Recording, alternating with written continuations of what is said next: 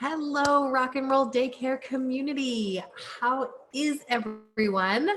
Happy Wednesday. That feels like a Tuesday since we had Monday off because of our holiday, which then makes the rest of the week kind of feel a little wonky, but that's okay. I hope everyone had a great long weekend. And welcome to Tuesday Training Tools. I'm Barbara, I'm your curriculum director, and we are in the month of July where we get to start a new theme and talk about some new topics together, some new weekly focus, and how this is going to be applied to our classrooms or home setting. And for the month of July, our theme is child development. So we're going to be talking about the child this month and different ways that the Montessori philosophy looks at the child and how that then helps guide your practices as educators, and informs you of where the child is and what the child needs at that time. I find this subject so fascinating because children at this time are just in this really amazing period of development where there's just so much going on. And the more we know as educators, the better we can support them.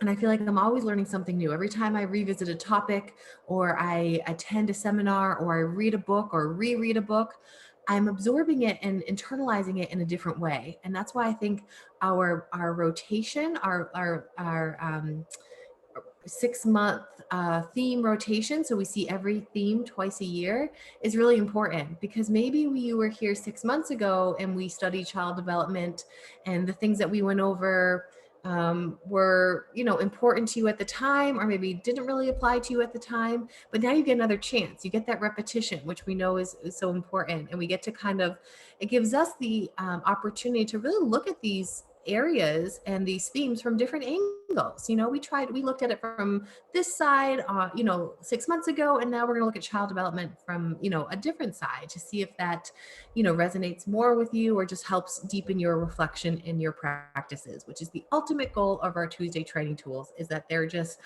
always just sparking this interest of either validating what you're doing in the classroom or sparking a new idea that maybe will change your practice and allow you to continue to grow. So that's why I enjoy engaging in them with you. And so for this Tuesday training tool or Wednesday training tool, whatever we want to call it, I'm actually going to refer to our teacher journals.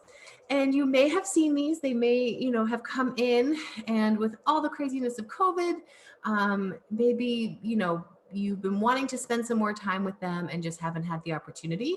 So to make sure that you have that opportunity, I'm actually going to connect all the Tuesday training tools, especially for this month, to this journal, because there's some really great resources in here that I don't want you to miss out on, and I think can really just help connect everything that we do into a centralized location, which is this lovely journal that our wonderful Gabby illustrates and makes look beautiful.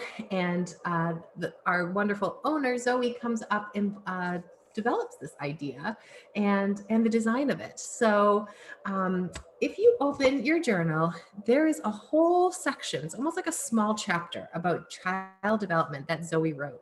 And it's fabulous. And there's so much information in here. So this is actually going to guide our month of the Tuesday training tools.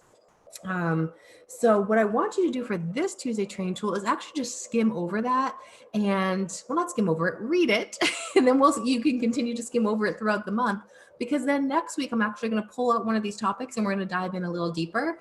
But I like you to kind of have that foundation, this idea of what we're going to talk about first, so then you can hear it on a different level when we go back to reflect on it.